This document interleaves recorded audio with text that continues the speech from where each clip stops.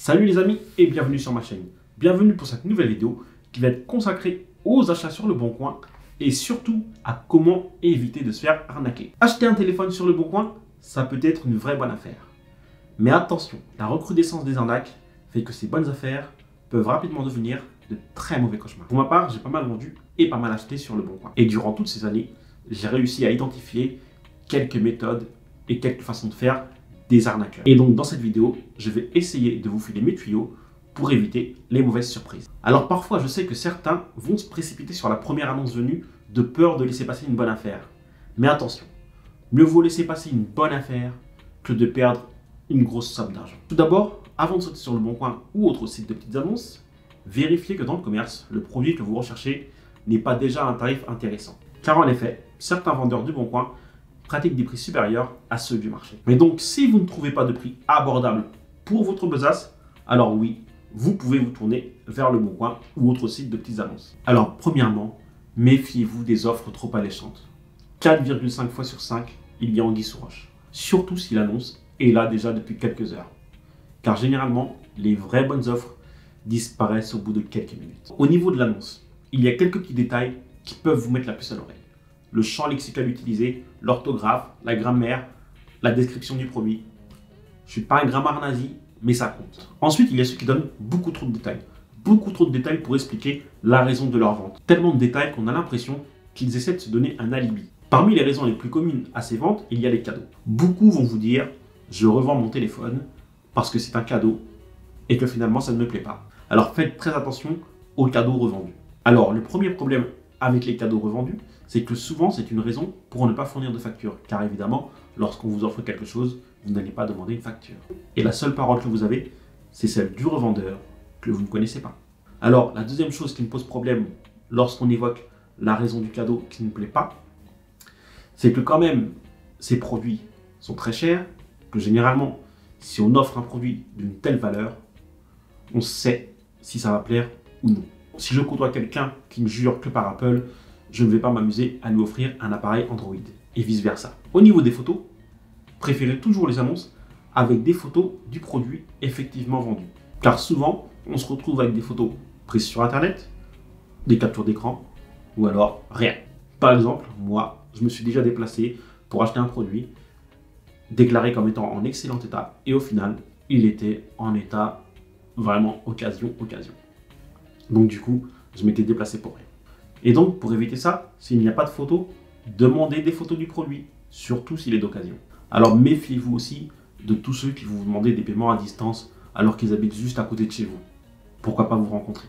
Au niveau du numéro de téléphone, la présence de celui-ci ou non dans l'annonce n'est pas vraiment significative. Par contre, méfiez-vous d'une arnaque des plus communes parmi les 100 numéros, ceux qui vont vous dire par exemple que le produit, oui, est bien disponible, mais je suis en déplacement dans le sud de la France, dans le nord de la France, ou etc. ou ailleurs, mais je peux vous envoyer le produit quand même, faites-moi un paiement par PayPal, et ensuite je vous envoie le produit. C'est une arnaque. Donc maintenant, abordons la question du prix, du produit et du vendeur. Pour le prix, comme je l'ai déjà dit, faites attention aux offres trop alléchantes, et n'allez pas acheter un produit que vous pouvez trouver au même prix sur un site de e-commerce ou ailleurs. En ce qui concerne le produit, j'ai parlé des photos, mais également, soyez sûr que le produit existe. Certains vont vous proposer par exemple des iPhones avec des capacités qui n'existent pas ni chez Apple ni ailleurs. Vérifiez aussi sur les sites officiels les caractéristiques des produits que vous voulez acheter. Au niveau des produits d'occasion, on peut tomber sur des produits dont certaines pièces ont été changées et ne sont pas d'origine. C'est le cas par exemple de nombreux iPhones qui vont être vendus sur le bon coin ou même dans des petites boutiques sans qu'on vous dise que l'écran a été changé. Et là, je vous invite à regarder sur Google et sur YouTube. Il y a plein de bonnes vidéos qui vous expliquent comment reconnaître un faux écran d'un vrai. Au niveau des produits neufs, généralement, un téléphone neuf qui est revendu sur le bon coin est un téléphone qui a été acquis via un abonnement ou via un renouvellement de mobile. Méfiez-vous des téléphones prétendument achetés nus en magasin il y a moins d'une semaine et revendus bien moins cher sur le bon coin, alors que généralement, on dispose d'un délai de rétractation. Surtout si le produit est toujours sous blister. Personnellement, j'aurais davantage confiance en un téléphone qui a déjà été utilisé, dont la boîte a déjà été ouverte, qu'en un téléphone sous blister. Il y a une arnaque qui est de plus en plus présente sur le bon coin au niveau des produits neufs, c'est la revente de produits loués. De plus en plus de vendeurs vous vendent des produits qu'ils auront loués à la Fnac, chez Free ou autres, alors que ces produits ne leur appartiennent pas.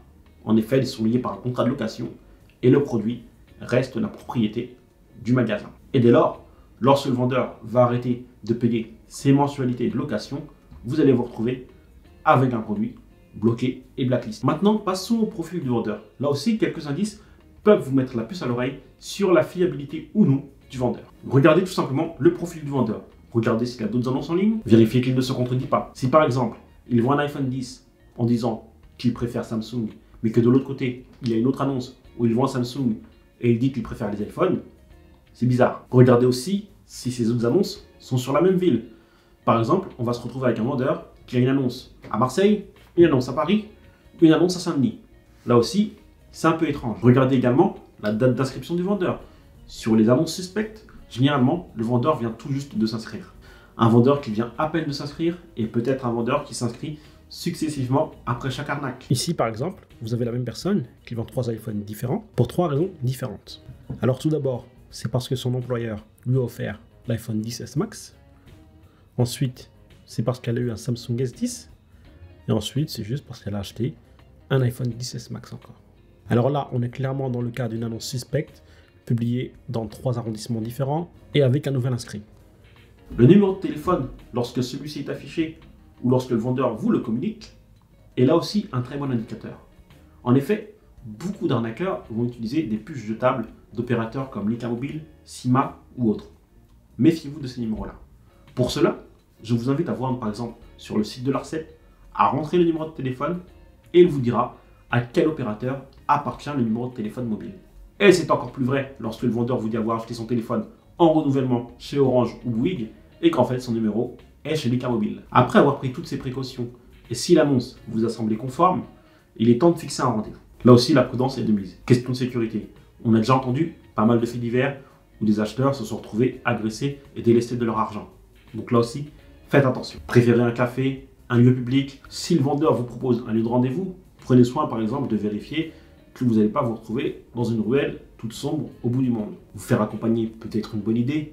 N'y allez pas non plus avec une armée, là vous allez faire peur aux vendeurs. Et encore une fois, avant de vous rendre à votre rendez-vous, ayez bien pris connaissance du produit que vous voulez acheter. Une fois que vous allez avoir le produit entre les mains, la première vérification bien sûr c'est le produit.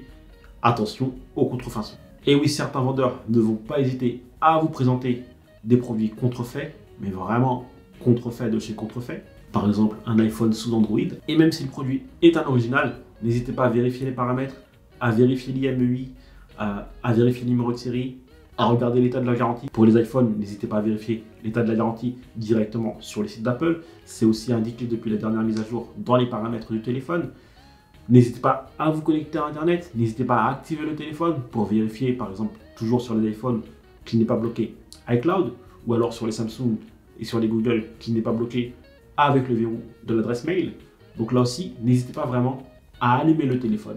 Si le téléphone est sous blister, n'hésitez pas à le déballer. Si le vendeur est honnête, il n'a rien à craindre, vous allez lui prendre le téléphone. Vraiment, n'hésitez pas à prendre tout le temps qu'il vous faudra pour vérifier l'appareil. Ensuite, généralement, si vous en êtes arrivé là, vous savez déjà si le vendeur a la facture ou non. Vérifiez qu'il ne s'agit pas d'une fausse facture, car de plus en plus de produits sont revendus avec de fausses factures. Vérifiez d'abord qu'elles sont bien au nom du vendeur. Ensuite, vérifiez l'entête, l'adresse du magasin d'origine. Par exemple, il y a encore certains qui vous mettent l'adresse de magasins qui sont fermés, qui ont été fermés récemment. Il y a ceux qui vous mettent un mauvais taux de TVA. Il y a ceux dont les factures sont très mal imprimées. Il y a ceux dont les factures contiennent des fautes d'orthographe. Là aussi donc, voilà. Plein de choses pour pouvoir identifier une mauvaise facture, une fausse facture.